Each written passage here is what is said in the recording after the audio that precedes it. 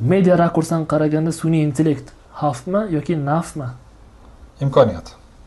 Siz qanday fikrdasiz? Imkoniyat deb qabul qilaman. Xavf deb qabul qilmayman. Xavf qachon bo'ladi? Qachonki biz uni ongsiz ravishda qabul qiladigan bo'lsak. Va shu fikringizga qo'shimcha ravishda meni o'zimni shu bo'yicha fikrim bor ediki, sun'iy intellekt bu yaxshi xizmatkor yoki yomon xo'jayin? Ya'ni biz agar uni ishlatsak bu yaxshi. Oldinroq nimadir haqida ham xuddi shu fikrni men eshitganman. Boshqa narsa haqida. Faqat sun'iy intellekt haqida emas. Shuni remix qilibsiz-da, cover qilibsiz. Oldin tarixdan ko'chirishardi, hozir kelajakdan ko'chirishyapti.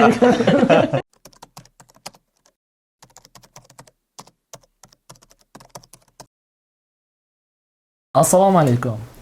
Uyg'onish ko'rsatuvi o'zining navbatdagi efir soni bilan e'tiboringiz markazida.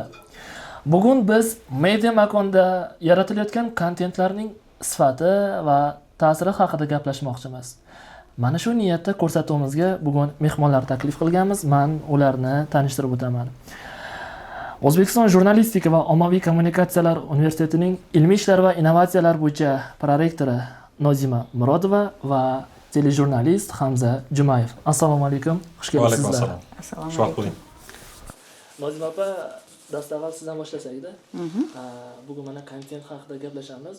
O'zi kontent nima va bugungi kunimizda mana shu kontent qanchalik muhim? Kontent bu biz iste'mol qilayotgan axborotning jami bu kontent. Biz kontent so'zi bilan yengicha atamadek qaraymiz, lekin biz shu universitetda o'zimiz jurnalist bo'lib o'qib ishlab yurganimizda ham biz ma'lumot tayyorlardik, reportaj tayyorlardik, lavha qilardik, maqola yozardik. Shularning barchasi bu kontent degan. Bugungi kunda nima uchun u kontent shakliga aylandi? Chunki internet rivojlangani bilan internetda juda katta ma'lumotlar ko'payib ketdi. Va ularni mazmunini, darajasini, sifatini ko'rsatish uchun, uni atash uchun kontent degan atama chet elda mashhur bo'ldi va asta-sekin bizga ham kirib keldi. U foto ko'rinishda bo'lishi mumkin, audio, video, ya'ni istalgan ko'rinishda media orqali tarqatiladigan ma'lumotlar kontent deyiladi. Hamza aka, mana bugungi kunda content makerlik juda ham bir faollashgan bir davrda yashayapmiz-da. Mana shu kontentlar haqida so'z ketganda har bitta mamlakat o'zini milliy kontentlari haqida o'ylaydi. Shu jumladan mana biz o'zbek jamiyatida ham bu masala prezident darajasigacha ko'tarilgan, gapirilgan, ozmi ko'pmi ishlar qilinyapti. Agar mana shu milliy kontentlar bo'lmasa nima bo'ladi? O'zi nima uchun milliy kontent kerak? Milliy kontent kerak, lekin sal o'sha keling oldinroqdan boshlayman. Bizda milliy kontent haqida gapirish boshlanganda juda ko'pchilik har xil talqin qildi bu tushunchani, bu tashabbusni. Endi faqat davlatimizni siyosatiga yoki rahbarlarimizga mos keladigan, ularning manfaatlarini yoqlaydigan ma'lumotlar berish kerak ekanda. Endi bu senzura ekanda. Senzurani nomini milliy kontent deb hasboslashyapti degan qarashlar ham bo'ldi, lekin aslida milliy kontent bu juda ham kerak va har qanday davlat uchun kerak, chunki siz o'zingizni milliy kontentingiz bilan tashqaridan kirib kelayotgan axborotga turib bera oladigan professionallik ko'rsata olmasangiz, unda boshqa manfaatlar ta'siriga tushib qolasiz va bu hatto davlatning xavfsizligiga tahdid darajasiga chiqadi. Bu shuning uchun milliy kontentning kerakligi, milliy kontent degan narsa millat manfaatlariga mos keladigan demagan bo'lardim, millat manfaatlariga zid bo'lmagan degan bo'lardim. Ya'ni zid kelmasa bo'ldi. Ya'ni bugun biz milliy kontent deganda faqat davlatimiz qilayotgan siyosiy islohotlar yoki prezidentimiz faoliyati yoki boshqa masalalarni madh etib, yoritib, ularni ko'klarga ko'tarish emas, balki o'sha boya aytganimdek bizni milliy manfaatlarimizga zid bo'lmagan ma'lumotni yoki xabarni, kontentni tayyorlashni tushunaman men va shunaqa bo'lishi kerak deb o'ylayman ham. Nimaga deganda milliy kontent hozir u vazifani u missiyani amalga oshiradigan ommaviy axborot vositalari shundoq ham bor. Masalan, davlatning islohotlari, siyosatini targ'iboti bilan shug'ullanadigan ommaviy axborot vositalari bor va bu tabiiy, bu har qanday davlatda ham bor. Lekin boshqa tomondan xususiy kanallar yoki erkin ommaviy axborot vositalari bular ham o'zi, masalan biz kuni kecha prezidentimiz Amerikaga borib kelgan tashriflarini qaysi rakursdan yoritdik masalan? U tabiiy, masalan biz o'zimizni manfaatlarimizdan kelib chiqib yoritamiz. U yerda Qozog'iston bilan gaplashilgan, Turkmaniston yoki Qirg'iziston bilan gaplashilgan. Lekin ular nima haqida gaplashdi, nimaga erishdi degan savollarni biz ko'tarmayapmiz-ku mediamizda. Asosan o'zimizni liderimiz bilan AQSh liderini o'rtasidagi muloqotni tahlil qilyapmiz. Mana milliy kontent shu. Agar biz qo'yib bersak, hozir bizga hamma narsa tashqaridan kirib keladigan bo'lsa, hamma axborot oqimi va bu jamiyatda xaos paydo qiladi. Juda katta tartibsizliklarga sabab bo'lishi mumkin. Hamma bu dunyoda bo'lib o'tayotgan oxirgi shu o'tgan asrni oxirlarida va yangi asrimizning boshlarida bo'lib o'tayotgan inqiloblar deylik, davlat to'ntarishga urinishlar nimani orqasidan deb o'ylaysiz? Hammasi mana shu yot mafkuraviy informatsion xurujlar orqasidan kelib chiqyapti. Hali bir joyda eshitgan edimda, bunga sal nechadir yil bo'ldi. Kim axborotga egalik qilsa, o'sha dunyoni boshqaradi deydi-da. Qo'shilasizmi? 2 marta qo'shilaman. Bugun dunyo shunga qarab bordi va shuni tushunyapti. Axborot kimning qo'lida bo'lsa, kuch uning qo'lida. Boshqarish demagan bo'lardim-u, kuch uning qo'lida. Aha. Mana biz kontentlarni umuman o'zi nima yoki milliyligi haqida biz to'xtalib o'tamiz. Bevosita bugungi ko'rsatuvimiz mana shu kontentlarning sifati haqida. Nozima opa, mana shu endi yaratilayotgan kontentlarni sifati haqida bir qancha savollar paydo bo'ladi-da. O'zi bugungi kunda qaysi bir foydali, qaysilar yana chalg'ituvchi rolni bajaradi. Ba'zan insonni ongini shunchaki band qilish uchun kabi kontentlar ham yo'q emas.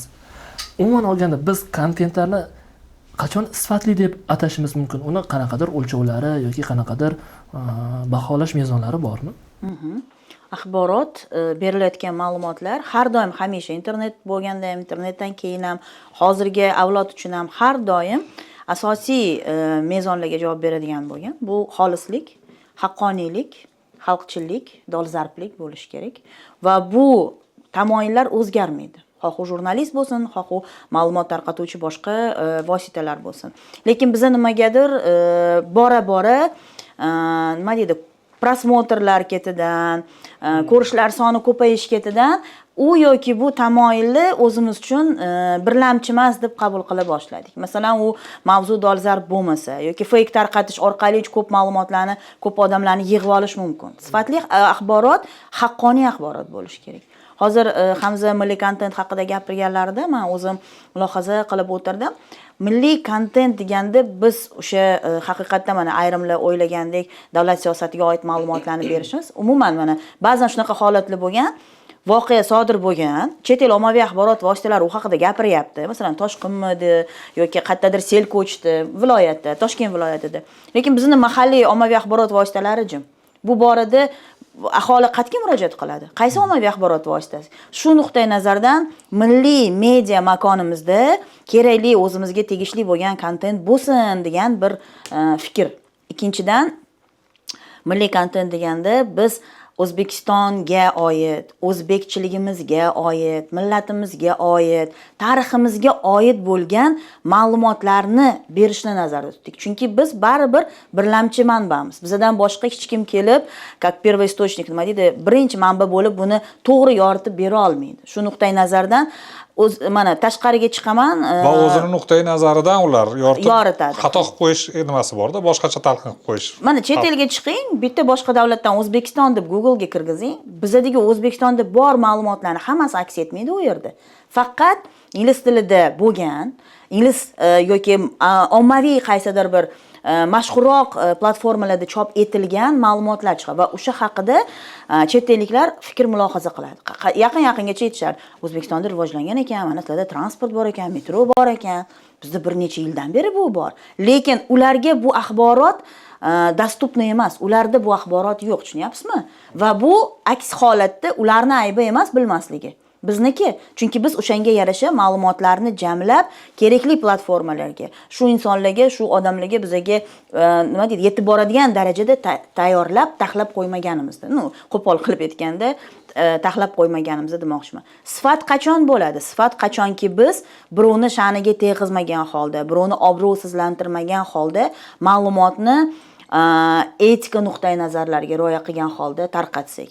To'g'ri, shunaqa holatlar bo'ladi, favqulodda vaziyat bo'ladi, pojar, deylik, yong'in bo'ladi, kutilmagan holat bo'ladi va uni siz berayotganingizda albatta siz o'z joyidan to'g'ri ma'lumot berishga nima qilishingiz kerak, e'tibor berishingiz kerak.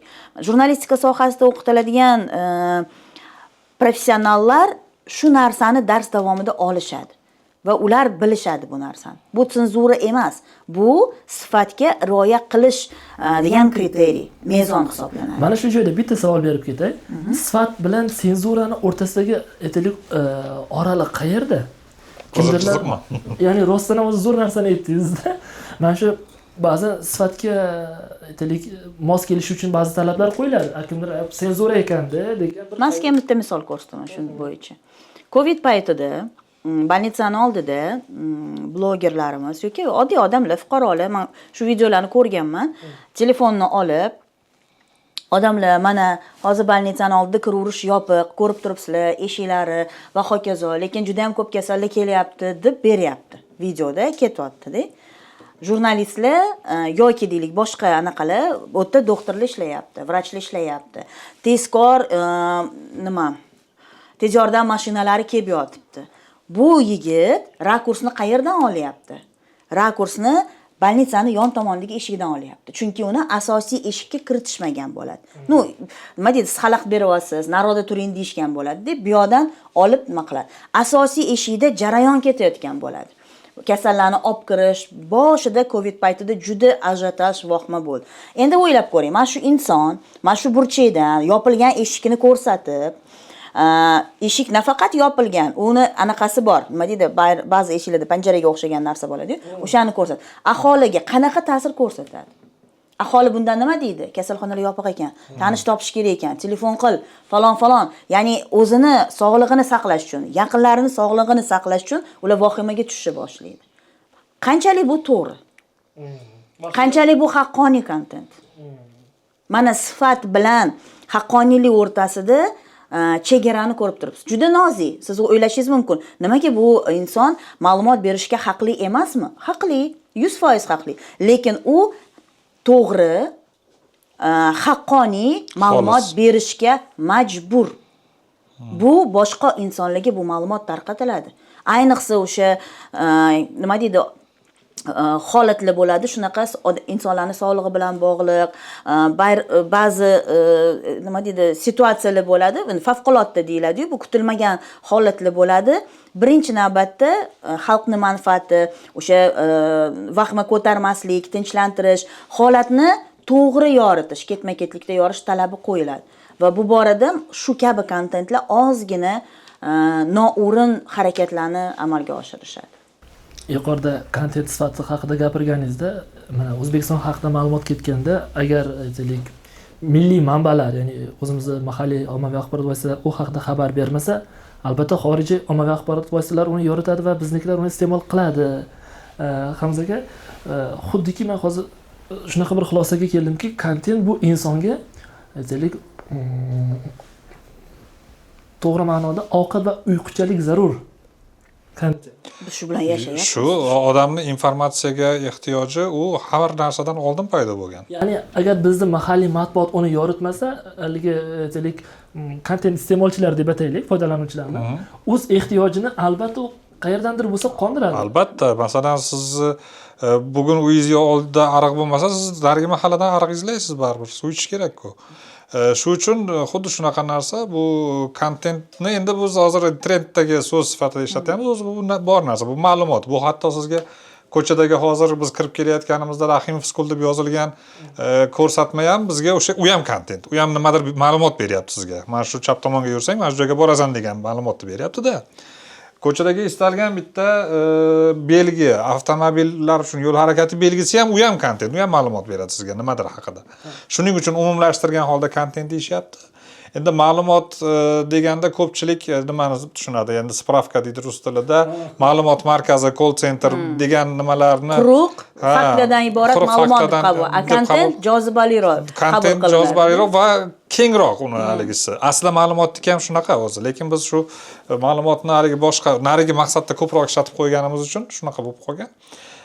Bugun Nozimaxon juda to'g'ri aytdilar. Mana Wikipediyaga O'zbekiston haqida biz o'zbek tilida kiritilayotgan ma'lumotlarni qarang. Hozir top 20 ta tillar ichida dunyoda top 40 talikka kiribdi. O'zbek tilidagi ma'lumot. O'zbek tilida ma'lumot joylash bo'yicha o'zbek tilida chiqadigan Yoshlar ishlari agentligining o'sha juda chiroyli nimasi bu loyihasi. Va bular yaqinda o'sha taqdimot qilishdi til bayramimizda. Bular yana 1 yildan keyin 20-o'ringa, bir kuchli 20 talikka da'vo qilishyapti. Mana shu milliy kontentni rivojlantirish degan g'oya bilan amalga oshyapti-da. Xuddi shunaqa amalga oshyapti. Bugun milliy kontentni rivojlanayotgan yana bir narsada ko'rishimiz mumkin. 1 yil oldin siz sun'iy intellekt bilan gaplashganda agar audiosini eshitgan bo'lsangiz, qanaqa talaffuz qilardi-yu, bugun qanaqa talaffuz qilyapti? O'zbekcha. G'irt o'zbekcha, g'irt o'zimizga o'xshab gapiryapti. Urg'ularni bizga o'xshab qo'yapti. Oldin qo'ya olmas edi. U haligi q'larni k deb gapirardi, g'larni g deb gapirardi masalanda.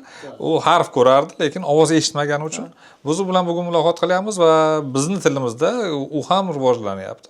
Shuning uchun men aytmoqchi bo'lgan narsa, bu milliy kontentni unaqa talqin qilish kerak emas. Biz birinchi bo'lib berishimiz, bizdagi ma'lumotlarni boshqalar o'zini rakursida baribir o'zini manfaatdan kelib chiqib taqdim qiladi. Shu uchun Amir Temurni masalan bosqinchi deb qayerlardadir targ'ib qilishgan, chunki biz uni haqqoniy tarixiy faktlarini ulardan oldin bera olmaganmiz dunyoga, jamoatchilikka. Shuning uchun o'shanaqa talqin Tamerlan bo'lib ketgan. Nimaga u Tamerlan emas, Temur Cho'loq degan nima bilan eslanishi kerak emas Amir Temur. Buyuk Temur o'rniga biz endi buni haligi targ'ib qilishni boshlasak, bu kinomiz bilan bo'lishi mumkin. Faqat ommaviy axborot vositalari nima emas bu. Bu kino bilan, multfilm bilan bo'lishi mumkin. Podkastlar bilan bo'lishi kerak bu narsalar. Va bugun kontent markazi ham ochildi prezidentimiz o'sha tegishli qarori bilan. Juda yaxshi tashabbuslarni yo'lga qo'yapti ular. Bu borada juda ko'p loyiha rejalar bor. Endi yangi ochilgan hali uni baholash hali erta, uni faoliyatini baho qo'yish, lekin boshlanishi juda yaxshi ketyapti. Bitta qo'shimcha qilmoqchiman. Mana hozir chet eldan qayerdan bo'lsa ham kontent topadi-yu odam deb aytyapsiz. Chet ellik mehmonlarimiz keldi yaqinda. Gaplashdik. O'zbekiston haqida tasavvurlari haming qadar. Unaqa juda ham keng tasavvurga ega emas. Bo'lgan, ha. Biz ular mana Samarqandda sessiyada UNESCOda ishtirok etishdi. Ko'p chet ellik mehmonlarni ko'rdik, birinchi marta kelishayotganlarini va o'zaro suhbatlashdik, tanishdik. Men kabi u ham UNESCOda ekspert bo'lib ishlargan, boshqa mamlakatlarda, Fransiyadan kelgan, Gvatemaladan kelgan, boshqa mamlakatlardan, Yevropa davlatlaridan savol berishyapti. O'zbekistonda havo ifloslanishi haqida gapirib bera olasizmi? Hali biz birorta tarixiy obidaga borganimiz yo'q. Faqat gostinitsadan chiqib nima qildik. Nega? Shu ma'lumot u shu ma'lumot bilan kelgan. O'zbekistonga borsam, demak havo ifloslanish darajasi yuqori ekan. Sizlar qanaqa yashaysizlar deb savol beryaptilar-da. Kunda kun orada Toshkent yuqori o'ringa chiqib turibdi. Ha, albatta. Endi tasavvur qiling, umuman mamlakat haqida tasavvurga ega bo'lmagan inson shu ma'lumotni oldi, o'zida, uyida, qayerdadir o'tirib. Nima qiladi? Shunga yarasha tayyorgarlik ko'radimi? Ha, demak, havo ifloslanishi yomon ekan, deydi. Suv tanqisligi muammosi duch kelgan ekan, deydi. Mana shu tarz.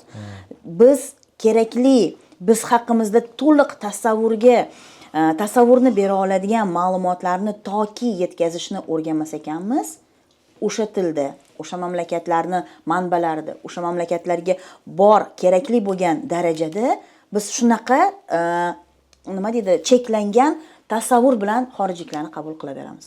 Kelishgandan keyin Samarqandda ko'rishdi, ochishdi, telefonlarini, havo ifloslanish darajasini ko'rishdi. Muammo yo'q. Xo'p, tarixiy obidalarga bordik, ko'rdik, ko'rishdi, tasavvur etishdi. Juda ham chiroyli. Nimaga bu haqida ma'lumotlar yo'q chet elda deb savol berishdi. Mana biz sizga ko'rsatyapmiz. Mana bu Go'ri Amir, mana bu Registon, mana bu Mirzo Ulug'bek observatoriyasini ko'rsatdik. Va ko'p mana bizda Samarqandda yana yaxshi joyga olib bordik. Bu gilam fabrikasi bor, qog'oz fabrikasi bor. Bu oddiy hunarmandlar, insonlar o'sha yerda an'analarini saqlab qolib ishlayotgan muhit. U chiroyli, 5 yulduzli joylar emas demoqchiman-da. Lekin bizni hunarmandlarimizni, oddiy insonlarimizni qanchalik biza qadriyatlarga sodiq ekanligimizni ko'rsatadigan muhit. Biz hech narsani bo'yab ko'rsatish niyatimiz yo'q edi. Faqatgina qiziq faktlarni yig'ishga harakat qildik. Bu haqida ma'lumot umuman yo'q. Mana milliy kontent yana nimaga kerak undan tashqari. Biz bu narsani aniq targ'ib qila olishimiz kerak, tushuntira bilishimiz kerak. Kerakli formatda. U qayerdadir, qaysidir monografiya, ilmiy ishlarda yotgan, kitoblarda qolib ketgan ma'lumot kontentga, ya'ni ommabop bo'lishga aylanmasa agar to'g'rirog'i, biz bunga erisha olmaymiz. Shunaqa yosh olimlarni bilaman, bir necha yil oldin bir arxitektura sohasidagi yosh olimamiz taklif etgan edi. Bilasiz, tarixiy obidalarga borsangiz, siz binolarni ko'rasiz, ularni salobatini ko'rasiz, chiroyli arxitekturasini ko'rasiz, bezaklarini ko'rasiz va hayratlanasiz, to'g'rimi? Lekin undagi tarixni, qanday insonlar yashaganini faqat gid gapirib berganidagina tasavvur qilasiz. Shu qizimiz taklif etgan edi. Nega biz shu yerga ma'lum muddatlar, mana imенно turistlar ko'paygan payt yoki kech payt gologramma qilmaymiz. Mana misol uchun shu yerda Xudoyorxon misol uchun yashagan va uni timsolini gologramma qila olmaymiz. Zamonaviy texnologiyalar bunga imkoniyat beradi. Mana yana bitta kontentning misoli. Jozibadorligi nuqtai nazaridan. Albatta.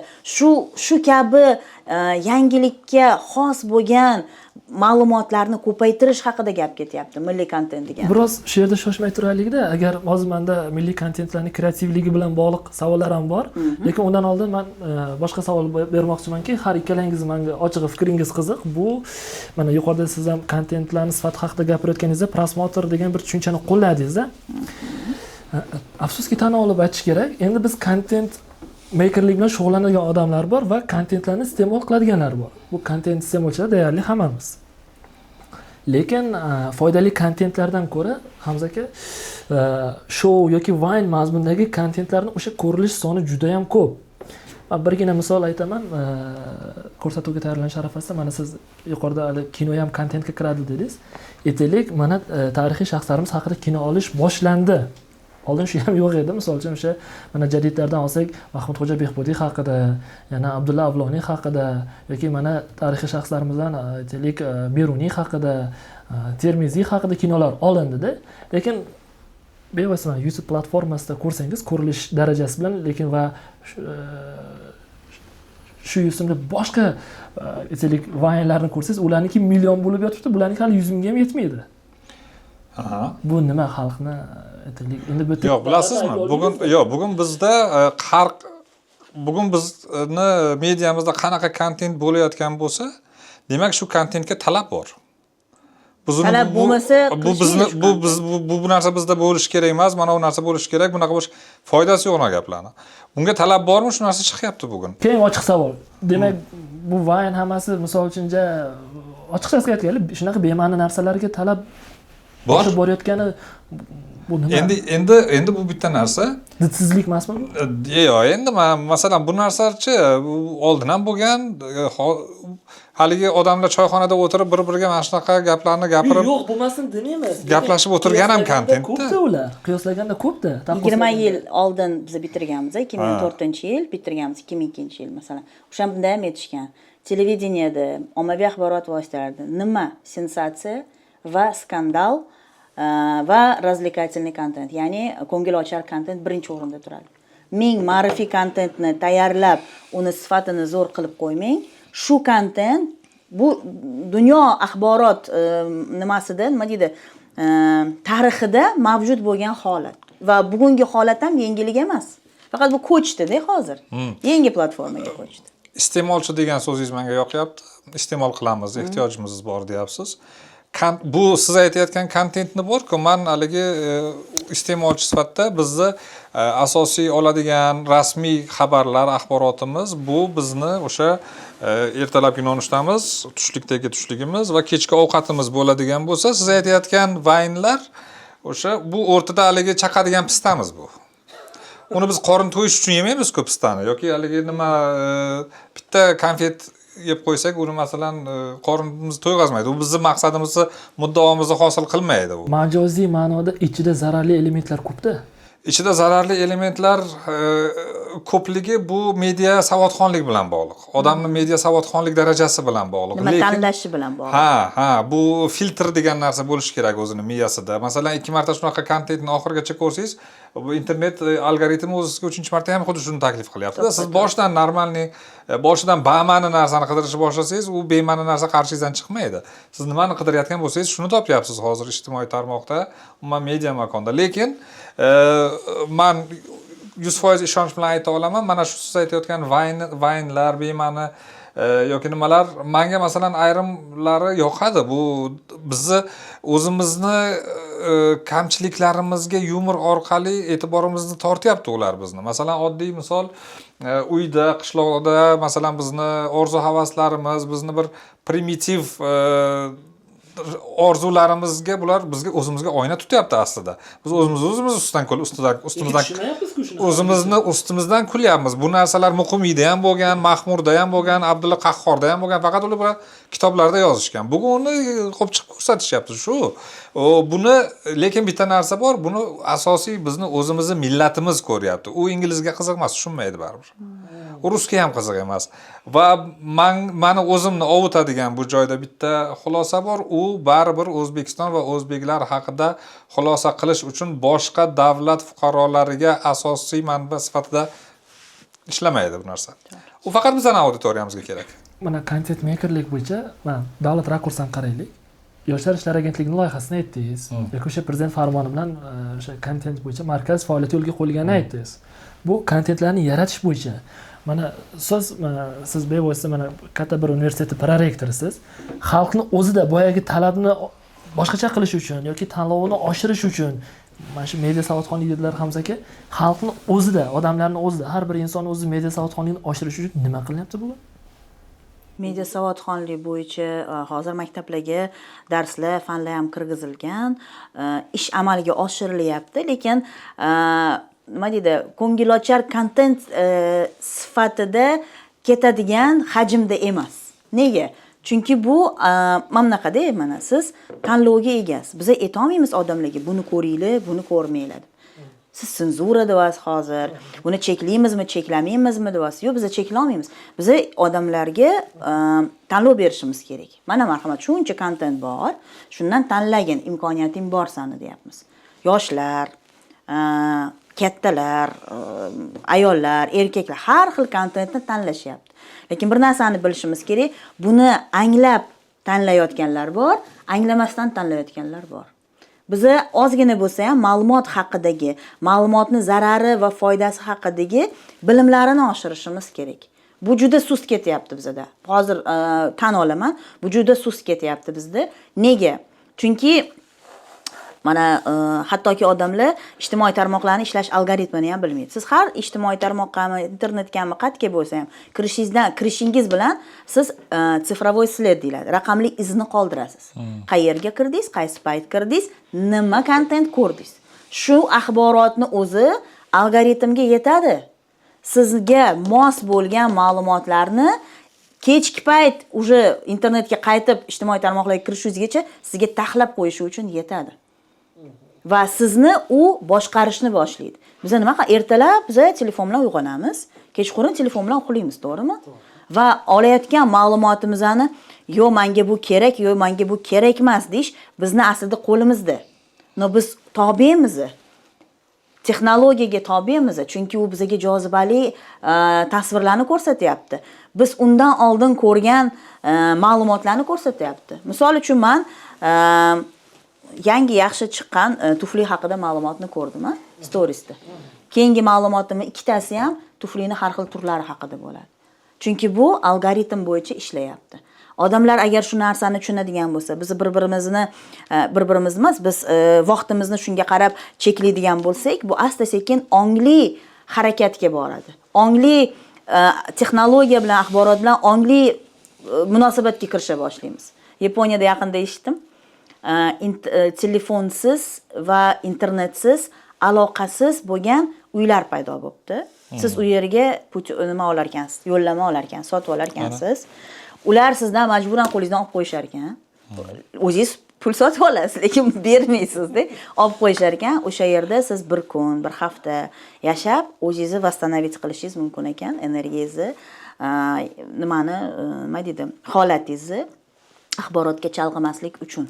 Chunki bundan qochib qutula olmayapmiz-da. Bu xuddi bizani yana bitta qo'limizdek, yana bitta a'zoyimizdek, tanamizning bir a'zosidek bo'lib qolganda. Yana o'sha iste'mol degan narsaga qaytamiz. Juda yoqdi menga shu gapingiz. Mana biz axborotni yeyapmiz, a? Ovqatni ham yeyaversak nima bo'ladi? Ayting-chi. Oldimizdan chiqqan ovqatni yeyaversak, uni zararligini qachon biz bilamiz? Harakatlanib qiynlashadiki, oshqozonimiz Kasalxonaga tushamiz. Gurs etib yiqilganimizdan keyin bilamiz. Kasalxonaga tushamiz yoki og'riq paydo bo'ladi yoki ortiqcha vazn paydo bo'ladi, jiddiy muammolar kelib chiqishni boshlaydi sog'ligimizda. Ana undan keyin biz parhez haqida o'ylay boshlaymiz. Tushundingizmi? Axborot ham xuddi shunaqa narsa. Birinchi boshida oldingizga qo'yganini yeb yurganingizdan keyin sizga qandaydir zararlar keltirishni boshlaganidan so'ng siz uni filtrlashni boshlaysiz avtomat shaklda. Masalan, men 3 yil oldin foydalangan ilovalarim bugun men uchun aktual emas. Men ularni o'chirib turaman haligidan, telefonimning ekranidan. Yoki umuman kirmagan o'sha oxirgi 3 yil 4 yilda kirmagan ilovalarim bor. Lekin u o'sha paytda men uchun aktual edi, o'sha paytda kerak edi, foydalandim. Lekin bugun endi u menga kerak emas, ortiqcha va meni soham bo'yicha yoki menga bir qiziqadigan yo'nalishlarim bo'yicha ma'lumot bermaydigan kanallardan tashqari hamma narsadan o'zim cheklaganman. Birortasiga a'zo bo'lmaganman. Hatto o'sha informatsion axborot, o'zim jurnalist bo'lsam ham bitta yo ikkita tilda portalga obuna bo'lganman faqat. Ijtimoiy tarmoqdan internet axborot uzatadigan portalga obuna bo'lganman. Nima uchun? Menga chunki juda ko'p kerak emas unaqa narsa va menga o'zimni o'sha doza deymiz, o'sha dozada yetarli miqdorda bo'lsa, yetadi menga. Hozir yaxshi narsani aytdingiz, mana iste'mol to'g'risida mental salomatlik degan jahon tibbiyot tashkiloti mental salomatlik bo'yicha alohida yo'nalish ochgan. Ya'ni sizni axborot iste'mol qilishingiz va axborotni olishingiz haqidagi axborot olish bilan bog'liq hayotiy faoliyatingiz va buni sizni salomatligingizga, ruhiy va mental salomatligingizga ta'sir. Vrachlar ham hozir tayyorlanyapti. Lekin yana bitta muhim narsa, 10 yil oldin bir psixolog aytgandilar, shuni eshitgan edim. Juda yaxshi, hozir xuddi shunga o'xshagan misolni aytdingiz. Biz negadir ichayotgan suvimizni sifatiga e'tibor beramiz. Yeyotgan ovqatimizni sifatiga e'tibor beramiz. Qanaqa holatda tayyorlanganigacha biz e'tibor beramiz ayrim paytlarda, bilasizmi? U yoki bu kafega kirishdan oldin, mana hozir ayniqsa shu masala ham muhim. Lekin axborotni sifatiga e'tibor bermaymiz. Bu yeyotgan narsam oshqozonimga qanaqa ta'sir qiladi deb o'ylaymiz, lekin olayotgan axborotim meni mental salomatligimga, ruhiyatimga qanaqa ta'sir ko'rsatadi degan xayol yo'q, uni filtri yo'q. Biz hammasini yutib olaveramiz. Ertaga bu qandaydir bir portlash, qandaydir bir muammo keltirib chiqargandagina biz uni javobini izlashni boshlaymiz. Mana sizga qancha muammolar bor. Qonunlar qachon qabul qilinadi bizda? Qachonki odamlarning oldida qandaydir muammo paydo bo'lsa, yoki o'sha qaysidir masalada muammo paydo bo'lsa, o'sha bo'yicha qonun qabul qilinadi, keyin qilinadi.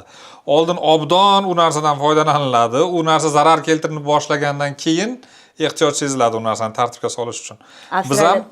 Biz ham haligi qabul qilayotgan axborotimiz qachonki bizga sovug'ini yeganimizdan keyin, yuzimizga tarsakisini yeganimizdan keyin meni bir orada yaqinda shunaqa bo'ldi, juda uyqum yomonlashib qoldi. Keyin mana bunaqa soat oldim, smartwatch va telefonimga ham ilovasini yukladim, uyqumni to'g'rilash, kuzatish uchun. Qani nima bu? U menga aytayaptiki, chuqur uyqu fazasi bor ekan, yengil uyqu fazasi bor ekan va necha soat uxlashing kerak, ha? 5 xil. Ha, 5-6 xil fazasi bor. Chuqur uyquyim meni surunkali kam, me'yordan kam. Bu deyapti, kelajakda deyapti, xotirang pand berishiga, asab kasalliklari, yurak kasalliklari paydo bo'lishiga olib keladi. Surunkali bu narsa bo'lgandan keyin uni o'zim ham bilyapman. Keyin u menga 3-4 kundan keyin bu narsani u meni kuzatyapti-da, aytayaptiki, bu bir necha marta takrorlandi oxirgi haftada bu holat. Senga tavsiyalar beraman, mana shu chuqur uyqu fazasini yaxshilash uchun. Aytayaptiki, seni ruhiy zo'riqtiradigan kontent qabul qilma uxlashingga 2 soat qolganda deyapti. Kino ko'rma deyapti, haligi asabiylashtiriladigan yoki yurakni o'ynatib yuboradigan haligi qo'rqinchli kinolar bor, horror ko'rma deyapti. Yoki deyapti, yaxshi tinchlantiruvchi musiqa eshit deyapti. Ko'k choy ich deyapti hatto. Lekin asosan aytayotgan narsasi asabingga tegadigan, sani stressga soladigan informatsiyani qabul qilma, telefoningni uzoqroqqa qo'y deyapti. Avstraliyada qabul qilishdi qonun. Bolalarga maktabni bitirguniga qadar telefondan ruxsat berish bo'yicha cheklovlar qo'yildi. Italiyada ham shunaqa, Fransiyada. Maktabda. Maktabda. Uyda foydalanish mumkin. Fransiyada maktabda faqat, Amerikaning ba'zi shtatlarida Bu qonun darajasida bo'ldi-da. Biz hozir o'zimiz harakat qilyapmiz-ku, "Hoy, telefoningni yig'ishtirib qo'y, darsdasan va hokazo." bo'yicha Vazirlar Mahkamasida 666. Qaror bor. Bu bilasizmi, bu qaysidir lekin javobgarlik yo'q-da uni tagida. Ha, shunaqa tomoni bor. U yerda shunaqa qonun va bu juda ko'p mamlakatlarda hozir muhokama qilinyapti, ijobiy muhokama qilinyapti, bilasizmi? Yaxshi tomondan. Chunki ertaga bu bolalar biza-ku mana nima deydi, 30 dan oshdik-a. Ertaga bu bolalar 30 gacha qanaqa mental holatda bo'ladi? Shu haqida gap ketyapti. Hozir Nozimaxon bitta narsa borda. Hozir mana shu qonunni biz qabul qilaylik-da O'zbekistonda. To'polon bo'ladi. Bular bolalarning huquqlarini cheklayapti. Bular maktablarda endi bolalar bilan bilgan ishini qiladi, bolalarimizni uradi. Baraka topkur. Shunday qaror bor bizda. Yo'q, borlikka bor. Buni qonun darajasiga chiqarsak, bu uchun javobgarlik belgilasak, bizda-chi juda ko'p qonunlar, juda ko'p qarorlar bor, lekin unga ishlash mexanizmi, ijro va uni chora ko'rish mexanizmi ishlamasa ekan, u foyda yo'q unaqa qonun qarorlardan. Ota-onalar keladi. Ota-onalar keladi, nima haqqing bor deydi, o'qituvchiga nima qiladi, u deydi, kerakli ma'lumotni topadi undan. Men bolam qayerdaligini bilmayman deydi. Ha, bolam qayerdaligini bilishim uchun kerak deydi telefon. Bu nima, nemisni bolasi bo'lamas. Mana shu yerda bitta qiziq narsa aytaman-da, mana xususiy maktablar bilan davlat maktablari solishtirsa, baribir sifatga xususiy maktablar oldinda turadi-da. Lekin bir ichine qarab ko'rsangiz, mana shu biz turgan hozir Rahimov School ham yoki boshqa xususiy maktablarda ham telefon taqiqlangan. Yo'q, xususiy maktablarda taqiqlaydi. Ya'ni bu effektivlikni oshirish uchun bitta yo'l-da. Chunki siz rozisiz o'sha bolangizga berishga, tushunasizmi? Siz bunga pul to'layapsiz shu mana shu taqiq uchun bolangizga, ko'ryapsizmi? Davlat maktabiga siz nima deydi, farzandingizni bergansiz, ular qanaqadir qo'shimcha qoida kiritadigan bo'lsa, ota-onalarimiz borib urushib berishyapti. Ana Bill Gates ham Zuckerberg ham ana bolasiga kompyuter, telefon bermas ekanda. Ha, nimaga masalan, nimaga? U bolaning huquqlarini cheklash, bolalarning huquqlari bo'yicha eng oliy, yuqori davlatlar shu ishni amalga oshirayotgandan keyin biz masalan gapirmasak ham bo'laveradi. Biz bugun nima qilyapmiz? Bolalarimiz bitta bola bitta o'qituvchini uryapti-da, uni boshqa o'quvchi videoga olib chiqib ketyapti internetga. Bu nimani olib keladi? Bu ertaga ustoz degan ustozni biz maligi soyasidan qo'rqardik. Masalan, ko'ziga tik qara olmagan avlodimiz biz. Menimcha oxirgi avlodimiz shunaqa. Unaqa bo'lmasa. Keling, mana shu mavzuni, mana shu kontentlar sifatida biz yuqorida aytganimiz kreativlikka o'tsak-da, Aziz aka, milliy kontentlarni yaratishda bugun kreativlik masalasiga oid qanaqa bir og'riqli joylarimiz bor? Og'riqli joylarimiz kreativ yetkazishda, ya'ni biz shunday olib, shunday berishni emas. Jurnalistikada 25-kadr degan tushuncha bor. Bu to'g'ridan to'g'ri emas. Labovoy deydi bizda. To'g'ridan to'g'ri emas. Masalan, chiqib bugun bitta deputat chiqib, masalan, yoki bitta vazir chiqib, O'zbekistonda hali pafos bilan shunaqa gaplarni gapirsa-da, zo'r islohotlar, siyosat, endi maqtaysan-da davlat odami bo'lganda, yoki hokim shunaqa gapirsa chiqib, shunaqa deydi-da, hamma uni ko'rsa. Lekin bugun biz nima qilyapmiz? Mana qarang. Yaqinda Jennifer Lopez kelib ketdi O'zbekistonga. Biz uni mulcha milliardga kelibdi, bizani pulimizga kelibdi. haligi to'lagan soliqlarimiz shunga ketyaptimi? Ma'naviy buzuq. Bir narsaga chiqarishdi uni, lekin u keldi. Jennifer Lopez keldi. Tashkent City'ni Hilton mehmonxonasini balkoniga chiqib, shunday bitta video qildi. Uni orqasidan mana shu videoni ko'rib qancha odam, qancha turist keldi O'zbekistonga. Mana milliy kontentni kreativligi mana shu yerda. Bitta odamni olib kelasiz, uni tilidan gapirtirasiz. Unga shunaqa sharoit yaratib berasizki, u beixtiyor Twitterda yozsin O'zbekiston haqida. Yaqinda Aleksandr nima? Hozir esimda turibdi. Serbiyaning prezidenti. Finlandiyaning prezidenti Aleksandr Vuchich. Vuchich. Shu yozdimi, men oldin kelmaganimga pushaymon bo'ldim O'zbekistonga. Yetadi bu gap bizga. Shuni o'zi yetadi. Bu gap bizga million turist olib keladi Yevropadan. Tavsiya qilyapti shu gapni. Yevropadan. Ha, uni Hazil akam odam o'qimaydi. Kecha Trump yozgan gap. Masalan, O'zbekiston haqida, O'zbekiston prezidenti haqida. Mana milliy kontentni faqat shu o'zimizning milliy jurnalistlarimiz o'tirib olib, haligi yozish kerak emas, soqol o'sib degan gap noto'g'ri. Biz milliy kontentimizda kimlardir orqali dunyoga chiqarishga juda chiroyli harakat qilyapmiz. Kreativ harakat qilyapmiz. Andijondagi Dunyo savdolari festivali, Gullar festivali Namangandagi. Bu ham Shashmaqom, Maqom festivali. Qoraqalpog'istondagi nimalar, asrlar savdosi bo'lardi oldin, hozir bilmayman nima. Baxtchilik festivali. Bular hammasi budjetdan shuncha pul sarflayapsanlar, bunday qilyapsan, bunday qilyapsan deb bu odamlar borku, burnidan nariyoni ham ko'rishni bilish kerak-da. Lekin bunga qarang, mana shu joyda bu narsa meni ham o'ylantirdi-da. Mana shu rasmiylar bor. Baribir u siz aytayotgan festivallar budjet hisobiga. Mana shu festivalni tashkil qiladigan tashkilotlar xarajatini chiqarishyapti, ma'lumotini. Lekin undan keladigan daromadlarni xalqqa ochib bermayapti-da, birorta ben ko'rmadim-da birorta platformada. Voy, baraka topib ko'r. Biz 10 milliard rasxod qildik, aytaylik sani soliqning hisobidan boshqadan. Lekin bu qo'shimcha aytaylik 10 milliard plus daromad keltirdi deb ko'rsatadigan joylari yo'q-da. Ya'ni tizimli tahlil. Yo'q, endi masalan qarang-da, bunaqa festivallar, bunaqa tadbirlar, bunaqa tadbirlarni uyushtirishdan maqsad turist chaqirish bo'lsa, lekin siz qaysi turist nimadan keyin kelganini aniqlay olmaysizda. Masalan, lekin umumiy bugun ma'lumot bor, oktyabr bu yilgi prognoz 10 milliondan oshiq edi, 1 yil davomida turist kirib kelish O'zbekistonga. Bu oktyabr oyida allaqachon bajarib bo'lindi, bu narsaga erishib bo'lindi. Oktyabr o'zida yo'q. Erishildi. Buncha daromad keldi, buncha turist keldi degan informatsiyani berishyapti, axborot berishyapti. Lekin umumiy boshqacha bera olmaydi. Qayerda berish? Gullar festivaliga kelgan turist uyiga borganidan keyin qaynonasiga aytibdi va o'sha qaynona O'zbekistonga mana shu Gullar festivalida borib kelib ketgan kelin aytgani uchun keldi degan narsani aniqlash iloji yo'qda. Endi uni har bitta turist bilan. Siz aytyapsizki, berishyapti. Faqat u kontent rasmiyroq, shablonroq bo'lgani uchun vaynerlarga o'xshab chiqayotgani yo'q, tushunyapsizmi? Rasmiy idora tomonidan berilayotgan. Har bitta sizga kerak bo'lsa, siz bu ma'lumotlarni topa bilasiz. Topa olasiz. Keling, mana shu yerda men sizga savol beraman. Bo'lmasa rasmiy idoralarni aytaylik faoliyatda kreativlik yetishmayaptimi shunda? Rasmiy idoralar bu uchun ko'p harakat qilishadi. Masalan, blogerlarni chaqirishadi, jurnalistlarni chaqirishadi. Oldin faqat tadbirlarga, rasmiy tadbirlarga jurnalistlarning o'zi aytilardi. Hozir influencerlar aytiladi. Nega? Chunki bu ma'lumot ko'proq odamga yetib borsin degan ma'noda. Hamma har xil nimada-da, mana biz baribir klassik jurnalistikadan chiqqanmiz, xalqaro jurnalistikani bitirgan bo'lsak ham, biz uchun kadr turishi, biz to'g'rimi hammasi, texnik jihatdan mana shu narsalar singib ketgan. Nega? Chunki bizdan shu narsani talab qilgandi. Efirga yoki nima deydi, reportaj qilib kelganingizdan keyin mana shu narsalarga e'tibor berilardi.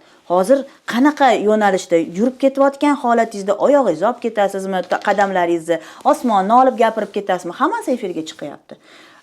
PhD dissertatsiyamizni himoya qilayotganimda internet jurnalistika bo'yicha edi u. O'shanda birinchi marta aytganman.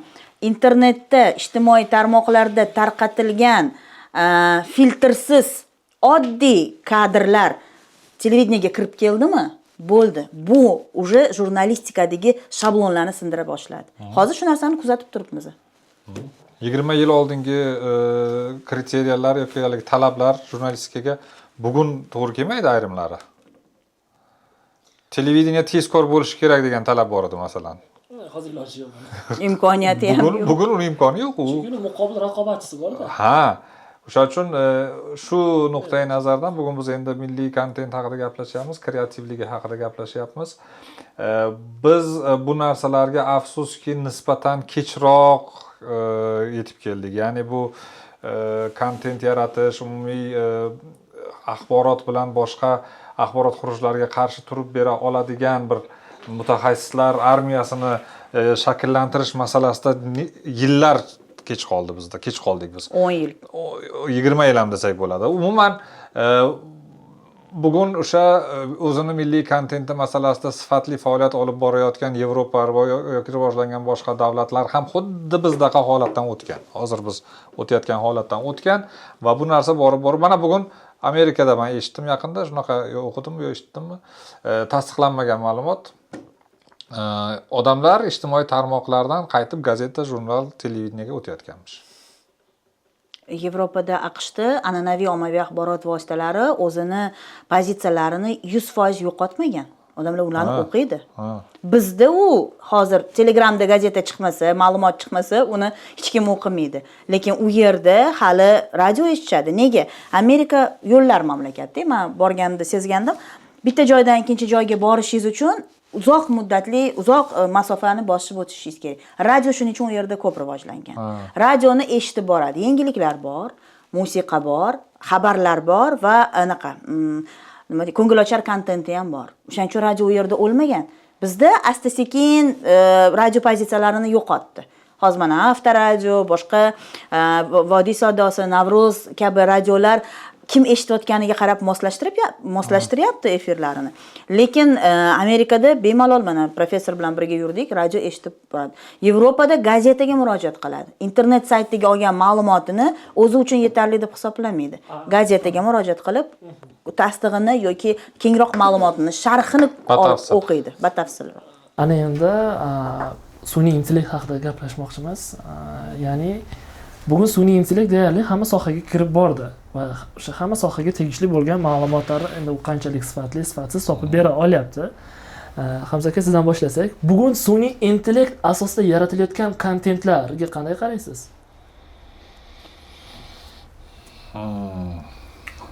Ya'ni elektron kontentni oldin jonli odam yaratardi-da. Misol uchun hozir ham shunaqa. Endi sun'iy intellektda yaratilgan kontentga qaraganda qarayman.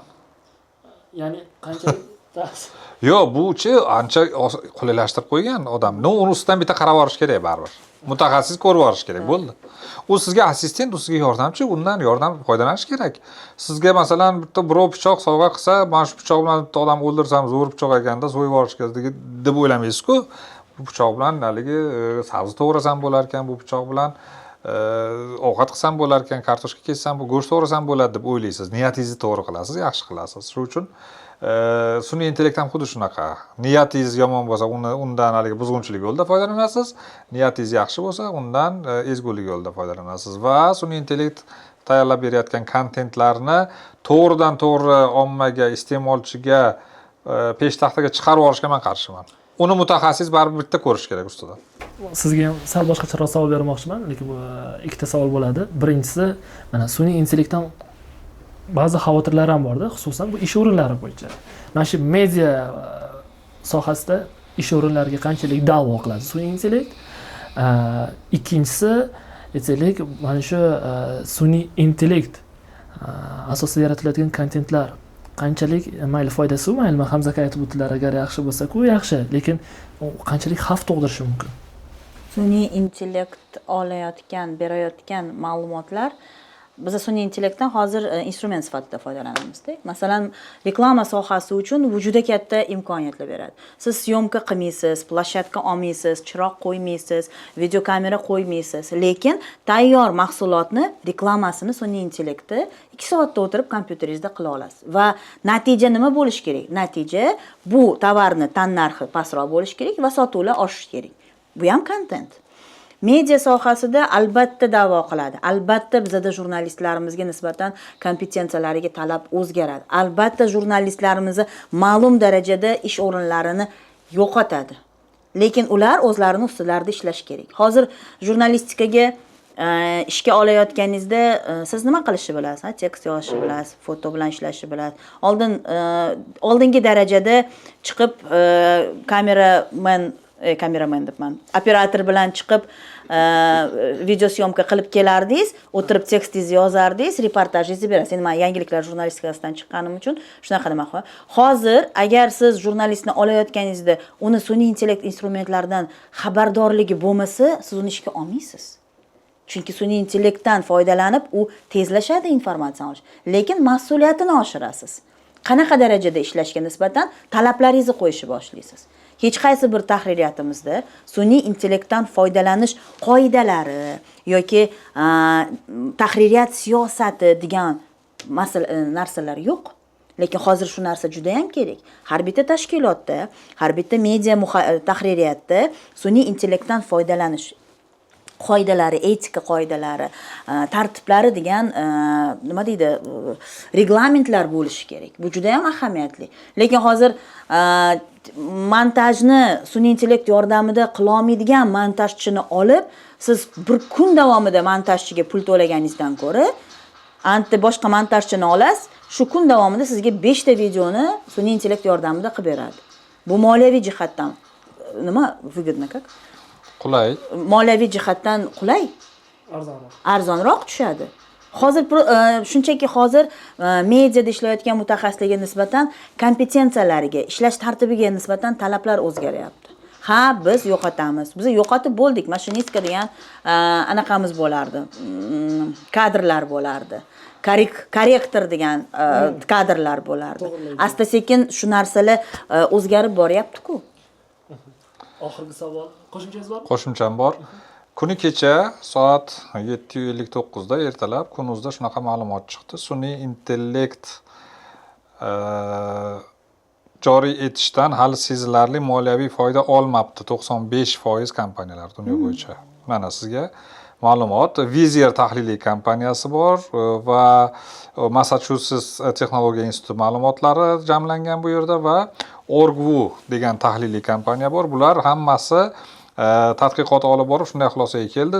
Sun'iy intellekt umidlarini oqlamadi. Kompaniyalar ishdan bo'shatilgan xodimlarni orqaga qaytaryapti. Qaytarib qabul qilib olyapti. Yana bitta qo'shimcha bor. Uzr, mana sun'iy intellekt.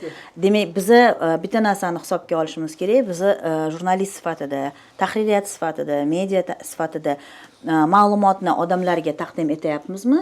Biz unga to'liq axborot berishimiz kerak. Agar bu kontent sun'iy intellekt tomonidan yaratilgan bo'lsa, unga markirovka berishimiz kerak. Bu kontent sun'iy intellekt tomonidan yaratilgan. Va agar bu birorta mutaxassis, jurnalist, ijodkor tomonidan yaratilgan bo'lsa, uni ismi familiyasini kiritgan holda. Nima uchun? Bu birinchidan etik nuqtai nazardan, ikkinchidan odamlar biladi nimani iste'mol qilayotganini. Har bitta ovqatingizni lapsha быстрого приготовления, tez tayyorlanadigan lag'monlarni ketida ham tarkibi, qanday tayyorlangani, qayerda tayyorlangani yoziladi. Axborotda ham mana shu ma'lumotlar hozir aktuallashib bormoqda. Markirovka kerak. Markirovka kerak. Mahsulot bo'lgandan keyin, uni iste'molchi iste'mol qilgandan keyin uni albatta markirovkasi bo'lishi kerak. U vaqtda ma'lumot beradigan nimalar bo'lishi kerak. Sun'iy intellekt va mediaga oid oxirgi savolim. Media rakursdan qaraganda sun'iy intellekt xavfmi yoki nafmi? Imkoniyat. Siz qanday fikrdasiz? Imkoniyat deb qabul qilaman. Xavf deb qabul qilmayman. Xavf qachon bo'ladi? Qachonki biz uni ongsiz ravishda qabul qiladigan bo'lsak. Va shu fikringizga qo'shimcha ravishda meni o'zimni shu bo'yicha fikrim bor ediki, sun'iy intellekt bu yaxshi xizmatkor yoki yomon xo'jayin. Ya'ni biz agar uni ishlatsak bu yaxshi. Oldinroq nimadir haqida ham xuddi shu fikrni men eshitganman. Boshqa narsa haqida. Faqat sun'iy intellekt haqida emas. Shuni remix qilibsiz-da, cover qilibsiz. Oldin tarixdan ko'chirishardi, hozir kelajakdan ko'chirishadi.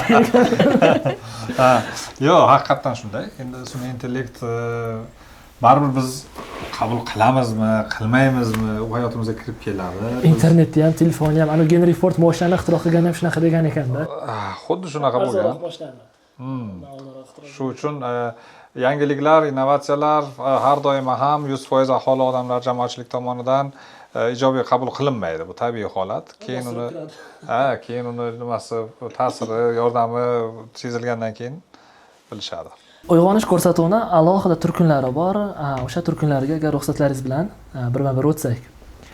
Hamza aka, birinchi sizdan boshlasak, ya'niki hali hech bir ko'rsatuvda aytmagan biror bir o'zingiz guvohi bo'lgan yoki ishtirok etgan voqeani ayni Uyg'onish platformasida eksklyuziv tariqasida aytib berishingizni biz iltimos qilgan bo'lardik. Buni yaqinda bir do'stimga aytib berganim uchun birdan esimga keldi, lekin hali hech qaysi platformada aytganim yo'q. Bu bizni o'sha yaqinlarimiz, qarindoshlarimiz yoki biz uchun qadrli bo'lgan insonlarni qadriga yetish haqida bir yaxshi mesaj bo'lishi mumkin jamoatchilikka. Bir kuni ertalab qo'ng'iroq bo'ldi telefonimga. Men sport zaldaman, o'sha yuryapman. Tabiiyki hansirayapman, ya'ni yugurish yo'lakchasida yuguryapman va telefon bo'lyapti. Qarayapman, tog'amni raqamlari. Tog'amni raqamlari u holatda men telefonni ko'tarib, noqulay, telefonni ko'tarib gaplashish noqulayda. Birozdan keyin qaytib qilaman o'zim dedimda, ko'tarmadim, ko'rib turib ko'tarmadim. Shundan bir necha kun oldin qo'ng'iroq qilib, jiyaning mashina olaman deyapti, Cobalt olaman deyapti, shunga bir yordam ber, birorta nimadan shartnoma olib ber, tezlashtirib nima qilgin mashinani almashtiraylik deb aytuvdilar tog'am. Mayli, qilamiz, muammo yo'q, men bir o'rganib sizga javobini aytaman degan edim. Va o'sha kuni ertalab yana qildilar. Shu mashinani so'raganlar, so'rash uchun qilyaptilar, hoyna-hoy, hali o'zim qilaman dedimda. Shu bilan e'tiborsiz qoldirdim shu qo'ng'iroqni. Bordim ishga, esimdan chiqdi, chalg'idim, kun davomida boshqa ishlarimni qildim, yana bemalolroq vaqt topganimda qilaman dedim. Bir mahal kech tushganda menga yana qo'ng'iroq bo'ldi. Onam qo'ng'iroq qildilar. Onamning raqamlaridan qo'ng'iroq bo'lyapti. Ko'tarsam singlim qo'ng'iroq gapiryapti. Onamning raqamlaridan. Aka, tog'amni berib qo'ydik. Ertalab menga qo'ng'iroq qilgan odamni men qo'ng'iroqni qabul qilmaganim mana shu armon qolib ketdi menda. Bugunisi ertalab oradan 24 soat o'tmay men yonlariga bordim tog'amni. Majbur bo'lib bordim-da endi, lekin ularni endi qadrlashga imkoniyat qolmagan edi. Bordim tepalariga, o'sha o'liklarning tepasiga bordim. Borar ekanman-ku, majbur bo'lsam kelar ekanman-ku yonlariga, telefonni ko'tarish nima bo'pti, o'shanda ko'tarsam o'larmidim deb o'zim o'sha haligi nima qilaman-da, haligacha qo'yayman. Lekin odamzod bilmaydi-da baribir. Mana shu voqea bo'lgan. Sizdan ham xuddi shunaqa iltimos bo'ladi, ya'ni o'zingiz mana shu ayni Uyg'onish platformasida bizning tomoshabinlarimiz uchun eksklyuziv voqea tariqasida aytib berishingizni xohlagan bo'lardik. Bir davrada gapirib berganman bu voqeani, lekin hech qaysi bir mediada, hech qaysi bir intervyuda gapirmagan edim. Hayotim bilan bog'liq voqea. Universitetda ishlardim. Farzandim, birinchi qizim boshlang'ich sinfda o'qirdi. Ikkita bir-biriga bog'liq bo'lgan voqeani aytib beraman va buni menga qanday ta'sir qilganini aytib bermoqchiman. Biroz kechga qoldim, darsdan chiqib, yetib kelishga. Uni darsi tugagan, men uni uzaytirilgan kundan, prodyonkadan olib ketishim kerak edi. Borsam, o'qituvchisi darsini qildirib bo'lgan, hozir chiqdi tashqariga dedi. Farzandim yo'q. Maktabni gir aylanaman, yo'q. Qayerga ketdi, bilmayman. Keyin o'qituvchisi ham xavotirda, nima qilishni bilmasdan yig'layapman, to'g'risi. Juda yomon his qilganman o'zim o'sha paytda. 4 ga yetib kelishim kerak bo'lgan, 4:30 ga yetib kelganman deb 4 gacha o'tirgan farzand qizim. Keyin bir payt telefonni ko'tarsam, o'g'limni bog'cha past telefon qilyapti. Yo'lni bu yoq betida bog'chasi bor edi. Mashina yo'l yo'q, lekin yonma-yon. Mabodo qizingni qidirmayapsanmi? Bu yerga kelgan ekan bog'chaga deb telefon qilgan. Shunaqa nima bo'lganman, nima deydi? Xaloskorimdek qaraganman shu qo'ng'iroqqa. Yig'lab borganman-da, qizim nima bo'ldi desam, yo'q ayajon, men kutdim, keyin zerikdim, darslarimiz tugagan edi. Siz baribir murabbiyni olib kelgani borasiz-ku deb shu yerga kelib tura qoldim dedi. Ya'ni u o'zicha tafakkur qilganda. Voy, juda ham yaxshi dedim, farzandlarimni oldim, ketdim. Oradan bir haftami, 2 hafta vaqt o'tdi. Bizani turmush o'rtog'im bunaqa narsalarga juda jiddiylar, juda qattiq qaraydilar. Men juda qo'rqqanman shu voqeani gapirib berishga, juda ham qo'rqqanman, chunki aniq bilardim, gap eshitardim, urishib berardilar. Bilmayman, aytib berganmanmi, aytib bermaganmanmi, holat qanaqa bo'lgan esimda yo'q, lekin ichim zirqiragan o'sha paytda-da. Farzandlarni xavfsizligi, meni ularning oldidagi mas'uliyatimga juda katta talab qo'yganlar. 2 haftami oradan vaqt o'tdi. O'g'lim bilan qizimni yana bog'chadan olib ketyapman. O'g'limni bog'chapasi bilan gaplashdim. Shunchaki gaplashdik-da, farzandlarim bilan bog'chadan chiqib ketdik. Orqamizdan bir qizcha kelyapti. Oramizda 5-10 metr masofa. Orqamizdan kelyapti. Keyin aytdim, qizimdan so'radim, maktabga borardi. Qizim, mana shu qiz orqamizdan haldan beri kelyapti. Bitta o'zimni ko'rmadingmi, hech kimmi desam, yo'q dedi, e'tibor bermadi. Men kuzatib kelurdim-da. Keyin to'xtadim. Yig'lashni boshladi u qiz. To'xtadim, yoniga bordim. Qayerga ketyapsan desam, oyimni topolmayapman dedi. Oying qayerga ketdi? Mana shu yoqqa ketdi, mana shu tomonga ketdi deb aytibdi-da. Men xoynahoy o'sha bog'chadan chiqqan bo'lsa kerak, ko'zim tushgandi-da shu qizga. Keyin u o'g'limni bitta gruppadagi nimasi, qiz edi. Bitta gruppaga borishadi o'g'lim bilan. Shu qiz orqamizdan kelayotgan bo'lgan. Bog'chapasiga telefon qilganman, Gulapa degan ayol edi. Gulapa, mana shunaqa bitta qiz ko'rdim sizlarni gruppanglardan. Mabodo shu deb qo'ymayaptilarmi desam, Nozima bilasizmi, siz shunaqa yaxshi telefon qildingiz, ushab turing o'sha qizni, onasi gir kapalak bog'chada qidirib topa olmayapti. Onasi o'sha yo'ldan ketgan, nimaga gruppaga kirib ketgan, binoga kirib ketgan, u qiz uni orqasidan ketib faqat bog'chadan chiqib ketgan. Biz uni to'xtatdik. Gaplashib turdik. Bo'ldi, kelinglar, biz shu yerda turib turamiz dedik. Bog'chapasi bilan onasi keldi. Shunda onasi keldi-da, yuziga sharaq urdi-da, "Qayerda yuribsan?" deb urishib edi. Yuragim zil tushib ketdi-da o'sha paytda. O'zi topib olganingga rahmat shukr qilish o'rniga. Men o'sha joyda yig'lab bordim-da. Men aytdim, "Unaqa qilmang, bola o'zi shokda, yig'lab turibdi" deb uni tinchlantirib, u nima deydi, stress hammada har xil aks etadi shekilli-da, u ham qo'rqqan o'sha farzandi uchun, lekin shunaqa bir nima qildi, qo'liga urib tashadi. "Nimaga ketib qolasan?" deb qattiq urish berdi-da. Endi to'g'ri. Bu bog'chapani menimcha u yerda ko'proq nimasi bor-da. Onasini ko'rmaguncha bolasini chiqarmasligi kerak endi ko'chaga.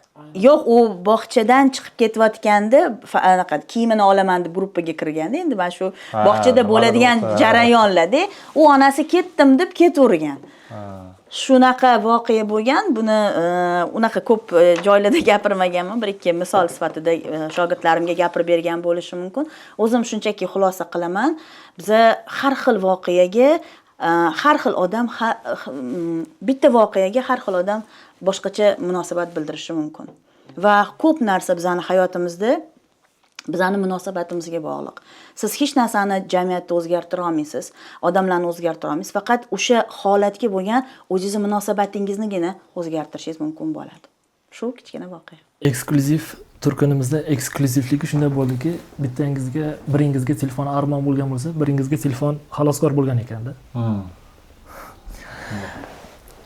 Bizning navbatdagi turkunimiz bu blitz savol-javoblar. Agar Hamza aka ruxsat bersangiz, birinchi siz bilan boshlaymiz. Mayli. Keyin siz bilan davom ettiramiz. Insonni jonidan ham nima aziz bo'lishi mumkin?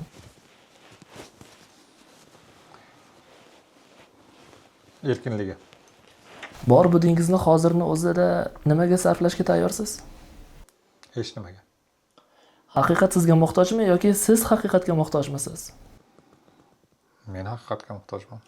Qiyinchiliklar hayotingizni qiyinlashtirganmi yoki yengillashtirganmi? Yengillashtirgan. Nimaga qaramsiz? Telefonga. Odamlarni xursand qilish uchun yolg'on ishlatib turasizmi? Ha. Eng ko'p qarzingiz qancha bo'lgan? Qaysi ma'noda? Moliyaviy. Qarz bo'lganmanmi men o'zimga? Qancha eng ko'pi? Qarz bo'lmagan ekanman. Va ko'p deydigan darajada bo'lmaganimda, endi bo'lgan bo'lishi mumkin, u ham haligi qachondir do'stlarim, summalar esimda yo'q. Pulingiz qolmaganida yaqinlaringiz uchun siz kimsiz? Pulim qolmaganda yaqinlarim uchun puli qolmagan Hamzaman. Shu kunlarda sizni qaysi muammo qiynayapti?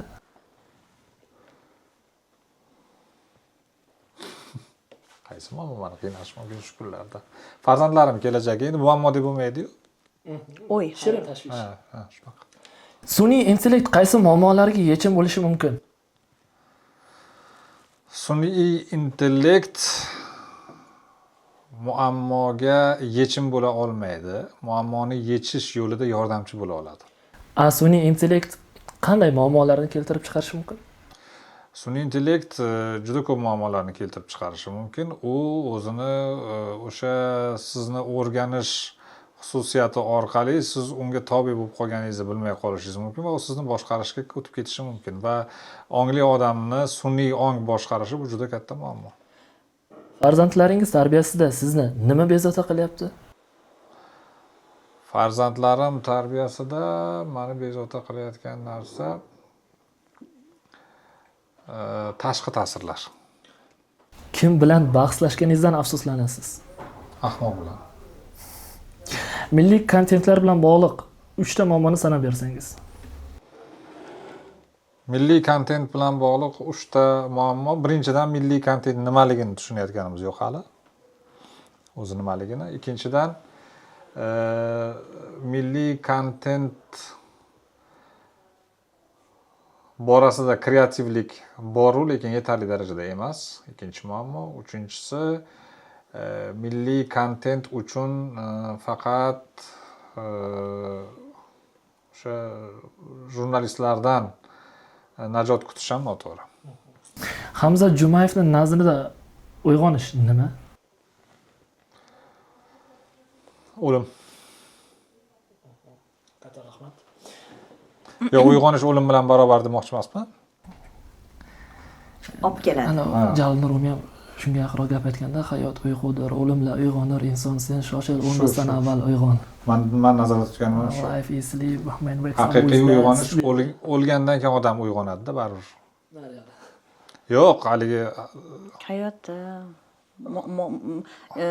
biror muammoda ko'zi ochiladi. Haqqoniy ma'noda o'sha biz o'lgunimizcha eshitaveramiz.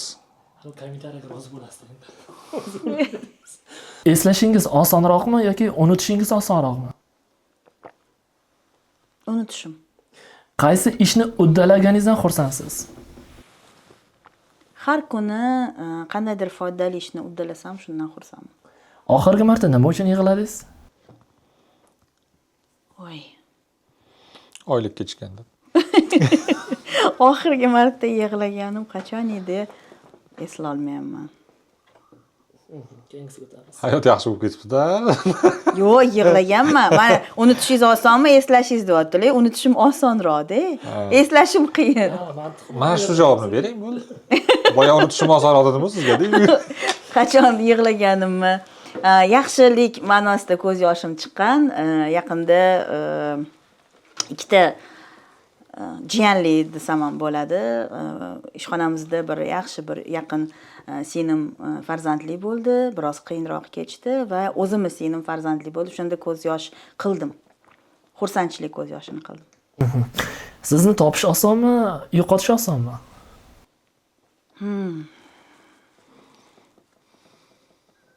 Menimcha meni topish oson bo'lsa kerak. Boshlasam kursosh. Ha? Topish oson bilan. Nima maqsadda qidirayotganingizga bog'liq. To'g'ri, lekin kimdirlardir telefon qilib tusha olmaydi. Nimani yoqtirmaysiz? Yolg'on. Pulni nimadan ayash kerak? Pulni nimasiz, harakatsiz turganidan ayash kerak.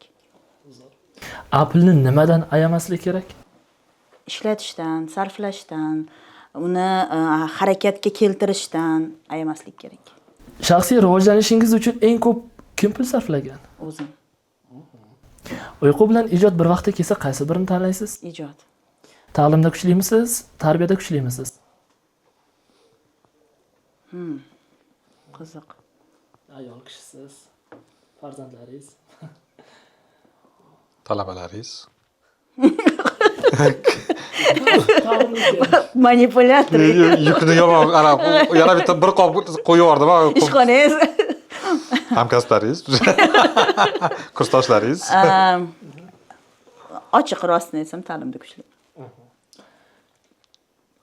Shu paytgacha foydalangan imkoniyatlaringiz ko'pmi yoki foydalana olmay qolgan imkoniyatlaringiz ko'pmi? Yaqingacha foydalana olmagan imkoniyatlarim ko'p deb o'ylardim. Bugun 100% aytaman, foydalanayotgan imkoniyatlarim hayotim davomida ko'p bo'lgan ekan. Hozir ham shunday fikrdaman. Agar qutulish imkoni berilsa, nimadan qutulishni xohlagan bo'lardingiz? Charchoqdan Hayotda o'zingizni qanchalik topgansiz? 100% topganman. Shu paytgacha qaysi savolingizga javob topa olmayapsiz? Ko'p savollar, javob topa olmayotgan savollarim ko'p. Bittasi agar. Men shuni tushunmayman, lekin har doim tupikka kiraman shu savolni eshitsam. Tovuq birinchi paydo bo'lganmi, tuxummi? Yo'q, bo'ldi. Shu joyga u Tohir Sodiqov bilan Lolani undan nima kam degan nimasini qo'yib yuboring. Anaqa qildingiz-da siz. Nima deydi? Javob topilmagan savol shu-da. Nima qilasizlar-ku? Bir narsa bo'ladi-da, keyin muzika qo'yib yuborasizlar-ku. Nima deyiladi shu? Shunga o'xshab. Nozima Murodovaning naznida uyg'onish nima? Uyg'onish bu tafakkur qilishni boshlash. Rahmat. Blitz savol javoplarimizdan endi bizning yana bitta an'anamiz bor. O'sha turkumga o'tamiz. Ya'ni bu ko'rsatuvni har bir mehmoni ko'rsatuvning keyingi mehmonlarga savol qoldiradi. Bizda ko'rsatuvimizni avvalgi sonida Aziz Rahimov mehmon bo'lganlar va ular quyidagicha savol qoldirganlar. Ko'rsatuvga kelishga rozi bo'lishingizga nima sabab bo'ldi? Hamza aka, sizdan boshlaymiz. Ko'rsatuvga kelishga rozi bo'lishingizga nima sabab bo'ldi? Nozima. Javob Agar xohlasangiz. Menga ham shu savolmi? Xuddi shunaqa, ikkalangizga bir xil savol. Ko'rsatuvga kelishimga rozi bo'lgan va'daga sodiqlik. Men sizga ko'rishganimizda va'da berganman. Ko'rsatuvga kelish. To'g'rimi? Shunaqa bo'lgan-ku. Shunaqa bo'lgan. Demak, sizni kelishingizga aytaylik, bugungi ko'rsatuvimiz yana bir mehmoni kelishiga rozi bo'lganliklari. Agar boshqa mehmon taklif qilgan kelmasmidingiz? Balki kelardimi? Bugungisiga shu sabab bo'ldi. Har qalay boshqasi bo'lganda 7 marta o'lchab bir kesardim. Nozimaxon bo'lgani uchun 1 marta o'lchab 7 marta kesib yubordim dedingizlar. Yo'q, men sizga o'sha ko'rsatuvga taklif qilganingizda faqat men qarshi emasman, lekin men kimni chaqirishingizni oldin bilay dedim. Rozi bo'lishimdan oldin bilay deb aytdim sizga, to'g'rimi? Siz keyin Nozimani aytganingizdan keyin u 100%. Ochig'i kursdoshliklaringizni bilmasdim va bugun birga kelishlaringizni ham bilmasdim. Men uchun ajoyib. Biz uchun ham yaxshi imkoniyat bo'ldi. Biz o'sha o'zi mana bunaqa ko'rishib ishimiz ko'p, har bittamiz o'zimizni hayotimiz, yo'limiz, oilamiz bor, boshqa imkoniyatimiz bo'lavermasdi-ku, yaxshi imkoniyat bo'ldi bizga. Uyg'onish platformasi. Bahona bo'ldi. Uyg'onish platformasi sabab deylik. O'tgan safar ham ikkita xususiy ta'limni bir-biridan kurashtirgan. Bittasi xususiy maktabda, bittasi xususiy oliy. Ular ko'rish xohlaganmidi ish qilib bir-birini? Bir-birini tanimasdi, lekin bir-birini izlab yurgan ekan. Yaxshi ma'noda. Hamza aka, an'anani davom ettirasiz, ko'rsatuvimizning keyingi mehmoniga savol qoldirsangiz. Javoblarimdan qaysi biri sizga yoqdi? Uning uchun bu ko'rsatuvni ko'rish kerak. Ko'rsin-da. Siz ham savol qoldirsangiz. Bitta prasмотр qo'shib beryapman mana sizlarga. Zo'r. Meni ham savolimga berish uchun menimcha ko'rsatuvingizni ko'rish kerak bo'ladi. Mental salomatligingizni qanday saqlaysiz? Savollar uchun, berilgan savollarga antiqa yondashuvlar uchun, javoblar uchun men o'z minnatdorchiligimni bildiraman. Agar so'nggi so'z o'rnida Hamza aka agar nimadir deydigan bo'lsangiz, marhamat. Juda ham chiroyli podkast, juda ham chiroyli loyiha. Nomi juda ham yoqdi menga, Uyg'onish. Bu Renessans degan ma'noni bildiradi. Bugun bizda o'sha uyg'onish degan so'zga uyqash tafakkurimiz, uyqash mafkuramiz bor. Bugungi yangi O'zbekiston mafkurasi ham aynan shu so'z ustiga qurilyapti. Ya'ni uyg'onish bu Renessans, 3-Renessans. Biz juda ko'p ikkita buyuk o'sha uyg'onish davrini boshdan kechirgan millatmiz, tarixiy bir xalqmiz va bu ko'rsatuvga omad tilab qolaman. Yana ham kuchliroq, yana ham go'shtliroq fikr bera oladigan odamlarni taklif qilasizlar degan umiddaman. Rahmat, mana shu odamlarni bir ma'naviyatini yuksaltirish yo'lida qilayotgan xizmatlaring uchun. Minnatdorchilik bildiraman taklif uchun. Ko'p fikrlar almashdik. Men shunaqa samimiy suhbatlarni yaxshi ko'raman. Ochiq, filtrsiz, senzurasiz, gapirganingizda fikrlaringizni jamlab to'g'ri yetkazib bera oladigansiz. Oldin bitta voqea bo'lgan, televideniyada shu unaqa nima deydi, intervyuga borishdan ozgina nima qilaman, o'ylab ko'raman. O'tirishimmi, nima kiyganimmi, qayerga qarashimmi, qanday pozitsiyada bo'lishimni juda ko'p nazorat qilinardi. Endi bu texnik tomondan shu narsada odam erkinligini yo'qotadi. Menga yoqqan tomoni, biz erkin gaplashib o'tirdik. Bu kameraga qarang, u kameraga qarang, bu yoqqa qaramang degan talablar, nimalar bo'lmadi. Shu nuqtai nazardan bu bizaga erkin, ochiq gaplashib, mulohaza qilib, fikr almashishga imkoniyat yaratdi. Shunaqa bir formatdagi ko'rsatuv ekanligidan xursandman va tilayman ko'proq sizlarda mazmunli suhbatlar bo'lsin, mazmunli mehmonlar bo'lsin, mazmunli kontent ko'paysin va jamiyatimiz uchun shunaqa fikr yetakchilari ko'paysin sizni ko'rsatuvingizga keladigan. Tashrif uchun va fikrlar uchun yana bir bor o'z minnatdorchiligimni bildiraman. Va biz o'rganib qolgan bitta narsa bor edi. Biz birovni ko'rsatuvga chaqirsak, ko'proq haligi suhbatdoshlar kutardi. Sizga rahmat. Bugun biz sizni emas, ko'rsatuvni boshlash uchun siz bizni kutganingiz. Men uchun yangilik bo'ldi, birinchi marta bunaqasi. Hech qachon ko'rsatuvlar vaqtida boshlanmasdi. Syomkasi agar jonli efir bo'lmasa. Buni o'sha kompensatsiya qilibsiz-da. Siz aziz tomoshabinlarimiz bilan yana uyg'onishda ko'rishguncha deya xayrlashib qolamiz. Salomat bo'linglar.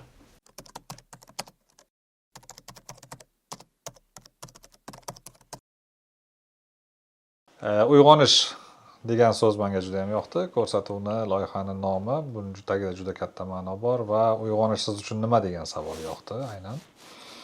Chunki javobim o'zimga yoqdi. Savollarning hammasi bir-biridan ajoyib va izlanuvchan o'sha do'stimiz, boshlovchimizga o'z minnatdorchiligimni bildiraman. Aynan ko'rsatuvga tayyorlangan va kim kelayotganini bilib, unga mos savollar tayyorlagani uchun. Umumiy taassurotlar ajoyib. Men bitta qoidani juda ham yaxshi ko'raman.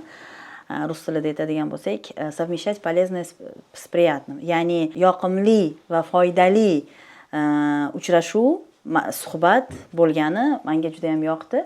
Javobini bilmagan savolim meni o'ylantirdi, haligacha o'ylantiryapti. Shu savol ko'proq yoqdi. Hamma savollari deyarli odamni fikrlashga chorlaydi. Bu juda ham yaxshi. Umumiy dejurniy, navbatchi savollar emas va har bittasi mulohazaga undaydi odamni. Shunisi bilan menga yoqdi. Omad, muvaffaqiyat tilayman.